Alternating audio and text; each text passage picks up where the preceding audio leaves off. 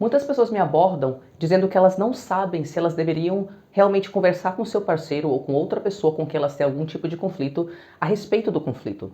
E quando eu pergunto, me dê mais informações, por que você não quer abordar a pessoa? Muitas vezes a pessoa diz, eu não sei se eu estou exagerando, eu não quero ficar importunando o outro com coisas que são injustas. E aí, o que eu tento explicar para a pessoa são duas coisas. Em primeiro lugar, pode até ser que o que você está pedindo, ou a coisa que gerou conflito, você pode até chegar à conclusão que você exagerou na sua resposta, ou que não é tão importante assim, ou que é besteira. Mas a questão é, sinal de um relacionamento saudável é a outra pessoa prestar atenção naquilo que pode ser besteira de uma forma prática. O que eu quero dizer é, deveria existir um espaço no relacionamento para dialogar a respeito de absolutamente tudo. Inclusive, e com certeza, certamente, acima de tudo, as coisas que geram confusão dentro de você, que fazem você se sentir não segura, não seguro, as coisas que parecem besteira.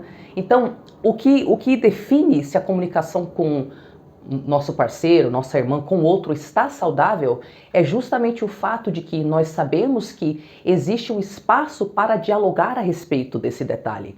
Nós sabemos que existe o espaço porque cada pessoa envolvida na conversa vai regular suas emoções, assumir responsabilidade pela sua parte, deixar com que o outro converse e explane o seu ponto de vista. O que acontece na prática é que essas coisas podem não rolar. Aí a gente fica com medo de abordar o outro a respeito da questão. Então, se o outro fica emocionalmente desregulado, claro, existem situações onde você pode estar em perigo, aí é claro, eu entendo por que você não vai abordar a pessoa. Mas digamos que a gente está falando sobre um relacionamento onde existe possibilidade de diálogo.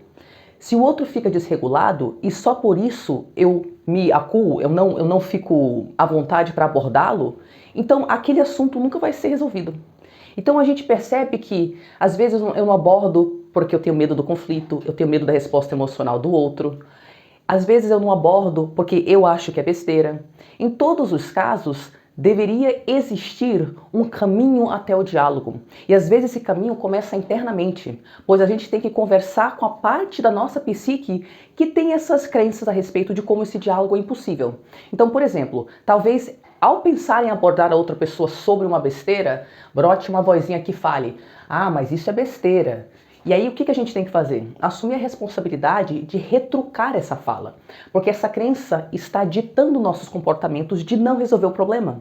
Então, se a gente continuar assim, nada se resolve. Então a gente tem que conversar com essa parte da psique e atualizar a informação que ela tem a respeito de como que um relacionamento funciona. Como, por exemplo, dizendo para ela, mas nós sabemos que num relacionamento saudável existe diálogo sobre tudo. Inclusive, quanto mais as pessoas se sentem à vontade para se abordarem sobre tudo, mais a gente percebe que cada pessoa está tendo a liberdade de ser quem se é e de se expressar espontaneamente. Aí quando brota lá aquela voz que diz, ah, mas o outro não vai gostar. Aí a gente tem que falar com essa parte da nossa psique e explicar para ela.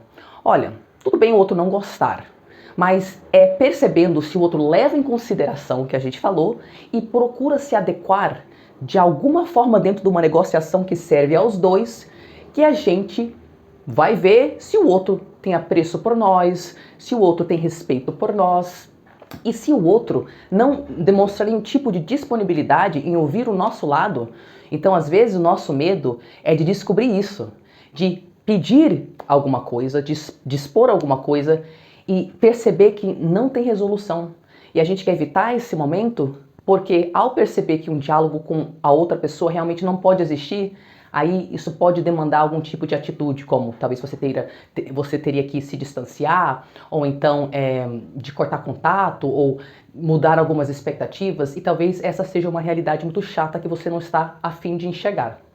Todos esses medos internos fazem com que a gente deixe de abordar o outro a respeito dos assuntos que nos perturbam.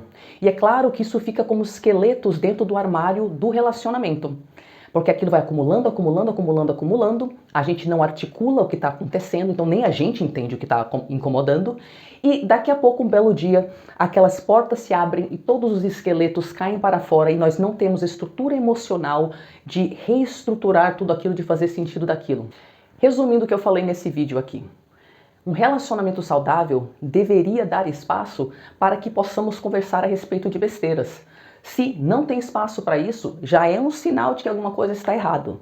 Em segundo lugar, às vezes, antes de abordar a outra pessoa, a gente vai ter que bater papo com a parte da nossa própria personalidade que tem crenças tortas a respeito desse encontro. Talvez tenhamos que explicar para ela que as necessidades dela são importantes, que não tem problema existir conflito no relacionamento, conflito pode resultar num crescimento construtivo para ambas as partes, se ambos estiverem disponíveis para isso.